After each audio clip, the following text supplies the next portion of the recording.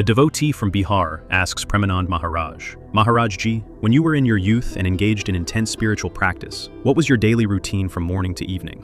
Maharaj-ji replies with simplicity that such a life is difficult to explain in ordinary terms, because his entire youth was centered on one thing alone, uninterrupted remembrance of God. He would usually sleep around 9 at night and wake at 1 in the morning. From 1 to 4 a.m., he remained absorbed in silent contemplation of the divine, repeating God's name, reflecting on spiritual truths, and dwelling inwardly on sacred teachings. After this, around 4 a.m., he would bathe in the river Ganga and remain near her banks. Later in the morning around 9, he would bathe again, and again in the late afternoon, around 4. For nearly 20 years, his life unfolded almost entirely on the ghats of Varanasi along the Ganga, from Tulsi Ghat to Dashashwamedh Ghat. He rarely entered villages, and in his youth never accepted meals in people's homes. He lived under trees, in temples, or in simple ashrams along the riverbank, spending his days in solitude and God remembrance. He always kept with him spiritual texts, including the teachings of his guru and scriptures such as the Yoga Vashishta and Vedantic works. But he explains that by his guru's grace, his path was not centered on external rituals or actions. It was centered on inner contemplation. His constant vigilance was that remembrance of God should never break even for a moment, that the inner mind should remain wholly oriented toward the divine. Along with contemplation, his life included scriptural study, solitude, and association with saints whenever possible, but the core was continuous inward remembrance. His sustenance was extremely simple and uncertain. He lived by what in Indian spiritual tradition is called dependence, on whatever comes naturally without seeking. If something came, he ate. If not, he did not. On days when no food was available, he would simply drink the water of the Ganga and consider himself nourished. He recalls that about 30 years ago, the river water was so pure, it felt like nectar. Whereas today, pollution has deeply affected these sacred rivers. Speaking with sorrow, he reflects on how rivers like the Ganga and Yamuna are revered in India as divine mothers, yet sewage and waste are poured into them. He remembers a foreign visitor once saying that, in their country, lakes and rivers are kept clean. Yet in India, people call the Ganga their mother and still pollute her, asking how one can worship and defile the same sacred presence. This thought caused him deep pain. Even now in Vrindavan, he prays daily to the river Yamuna, asking that he never develop the fault-finding vision that sees only the outer pollution, affirming that she remains eternally pure, though the external sight is distressing. He says his youth was spent on the banks of the Ganga, and his later life on the banks of the Yamuna in Vrindavan, and that beyond this, he sees only the mysterious play of the divine. Such has been this life, sustained by sacred rivers and absorbed in God remembrance. Krishna Raj from Bengaluru asks Premanand Maharaj, Radhe Radhe Maharaj Ji, why does the mind fear complete surrender? Why does it want to keep all options open? Maharaj Ji explains that the mind's natural flow is toward sensory pleasures, and it remains a mind only as long as it keeps consuming objects of enjoyment. When the mind becomes free from objects, the scriptures say it is no longer merely mind, but reveals its true divine nature, because the inner consciousness in its pure state is none other than the presence of God. The difficulty is that the senses constantly pull the mind outward toward nature and pleasure. One who is able to restrain this attraction and endure the inner pain of withdrawal eventually realizes the self and attains divine love. The mind's tendency is downward toward pleasure, so to turn it upward toward God, a spiritual method such as mantra is needed. Just as water naturally flows downward and requires a device to be lifted upward, the mind naturally flows toward worldly enjoyment and needs spiritual discipline to rise toward the divine. The mind feels delight in the desire for pleasure, but becomes dry and uninterested when asked to move toward God, even though God is described in the scriptures as the very essence of bliss. Having tasted that divine bliss, a person becomes immersed in joy forever. Yet the mind has become so habituated to sense objects that it resists even approaching God. Even when it outwardly agrees, it keeps hidden desires and runs back toward pleasures when opportunity arises.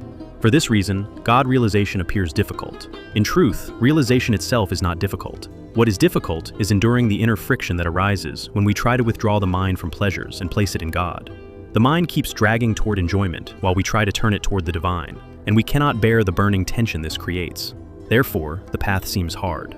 The Gita teaches that those who are not disturbed by the pain created by the mind and remain balanced in pleasure and pain attain the immortal state. Maharaj Ji says that the mind has developed such deep conditioning toward pleasure that even after years of spiritual instruction and practice, it still finds ways to indulge in thoughts of enjoyment, and wherever such thinking arises, unrest begins. No indulgence occurs without prior thought. First comes contemplation of an object, then attachment, and from attachment arises desire, and from frustrated desire, anger, confusion, and downfall. This is a very difficult inner battle. Through satsang, association with saints and spiritual teachings, and by avoiding negative influences, one can progress. If we know that certain sights, places, or people stimulate desire and lead us to fall, we must avoid them. By avoiding harmful association, engaging in holy company, and repeating God's name, peace gradually comes to the heart. The mind deceives us by saying that pleasure will bring peace, and that after enjoying, we will calmly practice devotion. But this is like someone afraid of a scorpion sting, putting his hand into a snake's hole. Unable to bear a small discomfort, we jump into pleasures that only increase suffering. As indulgence continues, negative impressions deepen, and eventually we feel defeated and accept that our life will remain bound to pleasure and that we cannot live for God. The moment this belief takes hold, one falls from the spiritual path. Therefore, the path is very difficult, but not impossible. By hearing true teachings, abandoning harmful company, and sincerely repeating God's name, progress is possible, but endurance is required. The Gita instructs us to endure the coming and going of pleasure and pain. Only a steady person can do so. External hardships can be tolerated, but the pain created by the mind is hardest, because it constantly generates agitation. The mind has become so impure through attraction to pleasure that it torments and burns us. Only God's grace allows progress. The divine power of illusion is hard to cross, but those who take refuge in God and keep repeating His name can cross it. One should guard the mind so constantly that it has no time for impure thought, avoid all degrading association and imagery, and remain absorbed in devotion. Listening to teachings is easy, but enduring the inner burning that arises in renunciation is very hard. True divine bliss arises only when desirelessness appears. As long as even a small desire remains, the highest bliss is not experienced. Only one who wants nothing becomes eligible for divine joy. Even great saints struggle for years. Desires may become small, like ripples in an ocean, but without direct realization, they are not fully destroyed and can flare up again if given opportunity.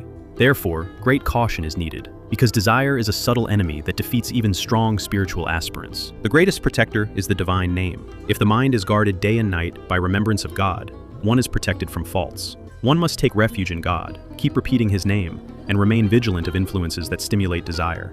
Maharaj Ji gives examples from scripture. Ajamila was once righteous and disciplined, but a single sensual sight corrupted him, and he fell into a life of degradation, saved only at death by calling the name Narayana. Similarly, the sage Saupari fell after watching fish mating, and later married many princesses. Therefore, one seeking liberation should avoid even the sight of mating beings. If such a sight occurs, one should mentally bow and turn away. In modern times, he especially warns against media and images that stimulate worldly desire, because what we repeatedly see and hear shapes the mind.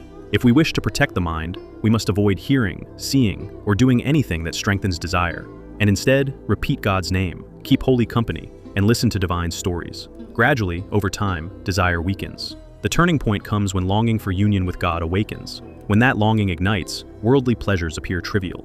Without that inner fire, desire continues to pull one down. The pleasure of desire exists mostly in imagination.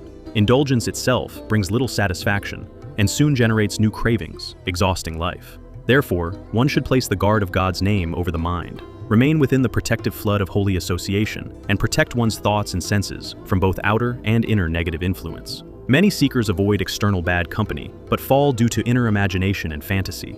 If inner impulses are entertained and respected, they grow into actions and destroy spiritual aspiration. Hence, constant vigilance is essential. Through God's grace and sincere repetition of His name, the mind is ultimately purified and healed. Swami Nileshananda Giri from Tamil Nadu asks Premanand Maharaj, Radhe Radhe Maharaj Ji, by God's grace I have received the fortune of dedicating my life in the form of a monk. I practice Vedantic self-inquiry and repetition of the divine name, and I also have experiential clarity about the nature of the self. Yet in practical life, impressions of ego and doership sometimes arise. How should this be understood? Maharaj Ji replies that this is simply the residual nature of past impressions and need not create concern. Once a dream is known to be a dream upon waking, what real effect can it have? While awake, one may still recall the dream, its pleasures, sweets, or even frightening events, but they no longer truly affect the waking person. In the same way, if you have awakened to your identity as the self, distinct from the gross, subtle, and causal bodies, then even if ego or doership appears, it is dreamlike and will gradually fade.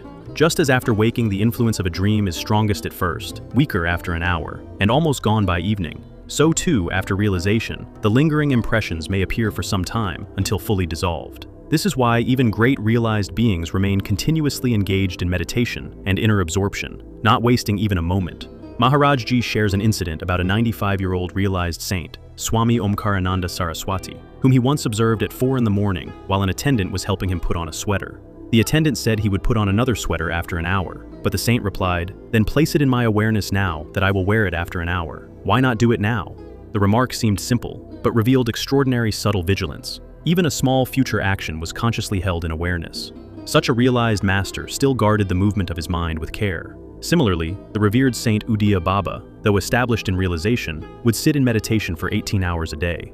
Realization does not mean that one can freely roam in worldly multiplicity without caution. Great care is still required. A self-realized one remains inwardly absorbed in the self and unattached, not wandering in thirst for sensory objects. To savor the bliss of one's true nature, one must remain inwardly alone and unattached. Unattached even to the body's actions and experiences, to pleasure and pain, honor and insult, desire and aversion.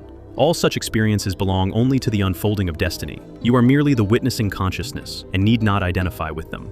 The world is like a dream. A person who is awake is not affected by the dream. Therefore, simply continue to regard all arising ego or mental states as unreal appearances. If the mind is peaceful, it is fine. If restless, it is also fine. You remain separate. Hold firmly to this understanding, and all will be well. The inner instrument alone appears to realize or not realize. The self itself has always been as it is, and never truly bound. Only the illusion of identification must dissolve, the sense of mine and I attached to the mind. When mind, intellect, memory, and ego become equal and transparent, self-knowledge is evident because it is one's own nature, and not something newly obtained.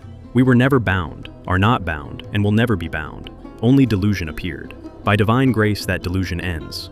Therefore, Maharajji emphasizes that repetition of God's name should always continue.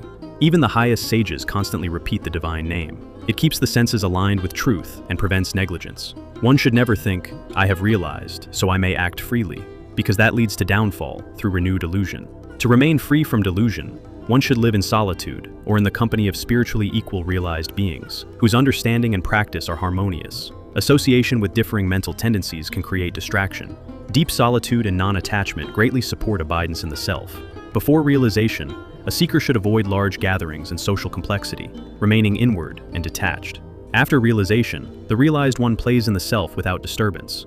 Thus, the occasional arising of ego after realization is only residual appearance, like a fading dream, and through continued awareness, solitude, and remembrance of God's name, it naturally dissolves.